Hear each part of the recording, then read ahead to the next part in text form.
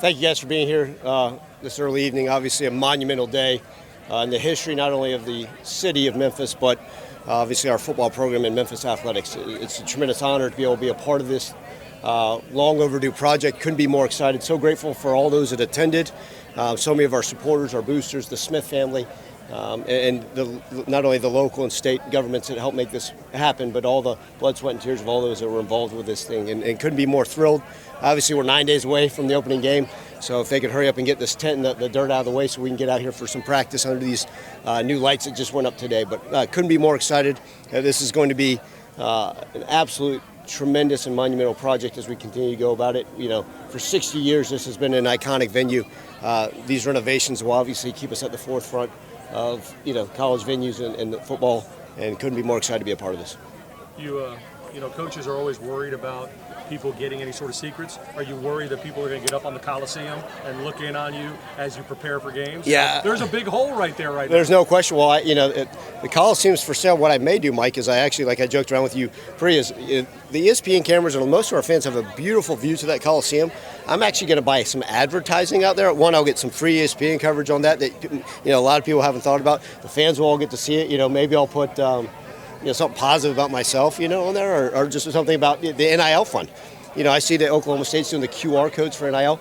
Maybe that's what I'll do, is have that for our football program and have to do that. But hey, it's whatever it is, whether you want to call it a beautiful side, an eyesore, whatever. It's part of our history, and not too worried about it, but we'll see what happens. Ryan, a little bit more wind is going to be coming through there. Have you had conversations with the kickers about just how to kind of manage and get used to that? It's certainly different. we came out here last Saturday and did our last scrimmage.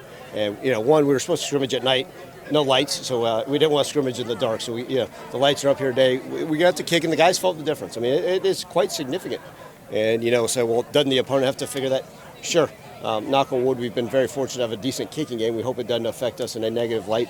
We're going to come back out here Saturday night, kind of do a mock game, not really a scrimmage, just kind of our final preparations.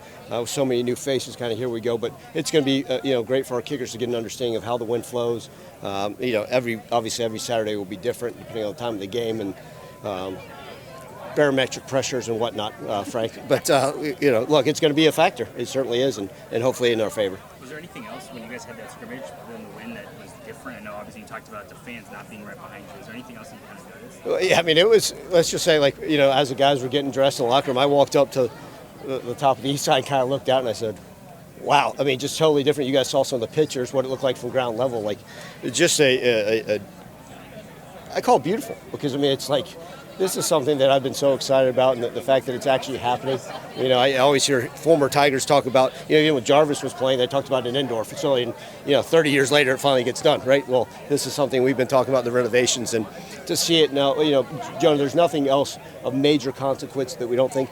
There's always going to be challenges during construction, but those are positive things, and we're excited about it. Will any changes of all this construction affect any changes for you with the Tiger Walk, with how you start the game and all like that? How would that affect your game day operations? Yeah, the day-to-day of the game day should not be affected. I think we're still going to be able to do the Tiger Walk just as we done in the past. Our fans have been phenomenal showing up for that. And then, from everything from the locker room standpoint, that all seems intact. We just hope that there's not a pipe that busts or something in some ways, doing some more construction. No, everything seems to be par for the course per normal. What's going to be unique, obviously, our coaches now are on the other sideline. Obviously, we experienced that during the bowl game, being on that sideline, but now our coaches are going to be up in the old suites, and that will be unique because you say now they're obviously looking opposite of us for a home game. Just some of the semantics of that. Other than that, it occurs in between these white lines. Hopefully the game day operations aren't affected by it, and we go out there and put a good product on the field. So when you first got here, they probably weren't even talking about doing any of this. When did you first hear that? And then when you heard, all right, we're going to take down almost half the stadium, did you believe it at that point? Yeah, I think I've been very fortunate. I think being here as long as I have, I've been, even as an assistant, the administration's been good to me and kind of keep me informed of what's going on and maybe in a leadership role with some of the people that I've known throughout the community. But it didn't really come to fruition, until after the season, and it's like, this is really going to happen. And then you still hear about it, and you're like, okay, when's it really going to happen? And obviously you guys, everything in the media, hey, how much money is going in here? What's going to happen? Is it, and to actually see it as soon as they, those pitchers started coming up and those trucks were coming in, it was yeah, I wanted to see it to believe it, and it's happening, and couldn't be more excited.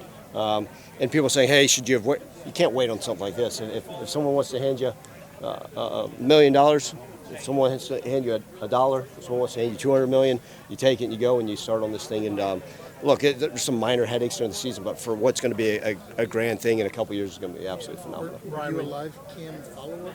I was not a live camp follower. I've been busy with practices. As you guys well know, I'm about to start my hiatus from social media and reading y'all's wonderful articles. You guys continue to write positive stuff about the Memphis football program. So I'll catch back up with those in January. But I have not. But people have sent me stuff and sent me pictures and said, hey, have you seen this? What's going on? And then it was, I'm not going to lie, there's been a couple times, Saturdays or late at nights, I've kind of driven in. And I've had one security said, I can't let you in. I said, if you don't mind, he was like, I don't care who you are. I'm not letting you in. I was like, okay. So, but that's all been part of it and could be more excited. When you say here we go, has the switch flipped with your team, your coaching staff, your program, in that it's not 3 months away or 1 month away, it's 9 days away now? Absolutely. I think, we broke training camp, and really, Tuesday was kind of an off day, just get with meetings, and then this past Wednesday is when we transitioned back to morning practices, and okay, here we go. This is what it's like. Here we go. And, today we did our Thursday walkthrough. Tomorrow's our Fast Friday. We're going to come out here Saturday night, do a mock game under the lights. So our guys get the sense of urgency. Our guys get the excitement, the angst, and they can't wait. I mean, it's we talked earlier about, training camp.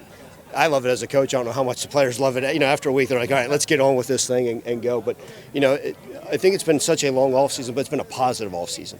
And I think guys, our players within the building are like, that's all great. Let's go play ball. Let's see what we're really capable of. And as I mentioned, I said, these expectations are great, but that's for the outside. Nobody has higher expectations, like I said in the last press conference I had, than the people in the building. And we've got really, really high standards for ourselves, and we got to go meet those every single day. Still some time for prep, but here we go.